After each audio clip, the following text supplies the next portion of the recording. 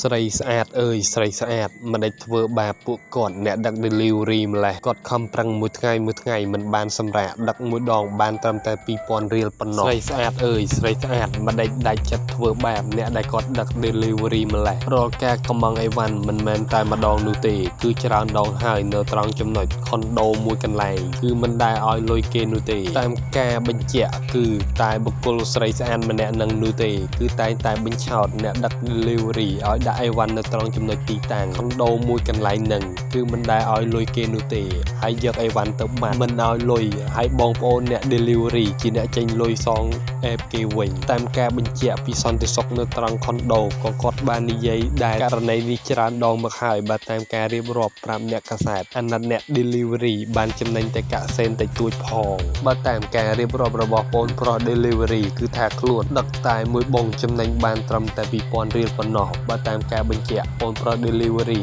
បានដោយករណីខាងលើគឺដាច់ខាតត្រូវតែសងអេបគេវិញលុយ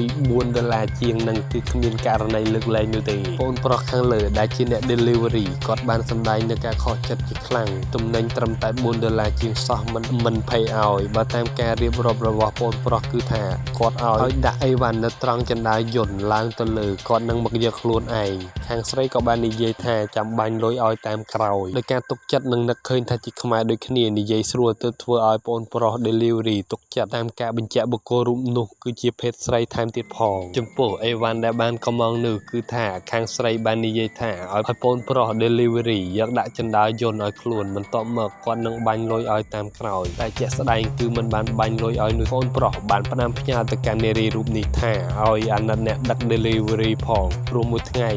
ព្យាយាមដឹកឲ្យតែបានច្រើនបងគ្រាន់បាននឹងចំណេញខ្លះតាំងតែពីគាត់រត់អេបនេះមកគឺថាគាត់ទើបតែជួបអតិថិជនបោកប្រាស់ម្ដងនេះទេសរុបមកវិញករណីនេះគឺថាអតិថិជនបានខំងអីវ៉ាន់ពីខាង delivery ពេលនោះខាង delivery បានដឹកឲ្យយកមកដល់ស្រាប់តែអតិថិជនរូបនេះមិនបានឲ្យលុយទៅវិញដែលធ្វើឲ្យបងប្អូនខាង delivery បានសម្ដែងនៅការខកចិត្តជាខ្លាំងតែជួបរឿងដដែលបែបនេះនឹងបងថ្លៃអីវ៉ាន់សងទៅកាន់ក្រុមហ៊ុនទៀតផងតាមការបញ្ជាក់ផ្សេងគឺមិនមែនតែម្ដងនោះទេគឺថាត្រង់ចំណុច Honda នេះបានកើតឡើងជាញឹកញាប់រួចមកហើយ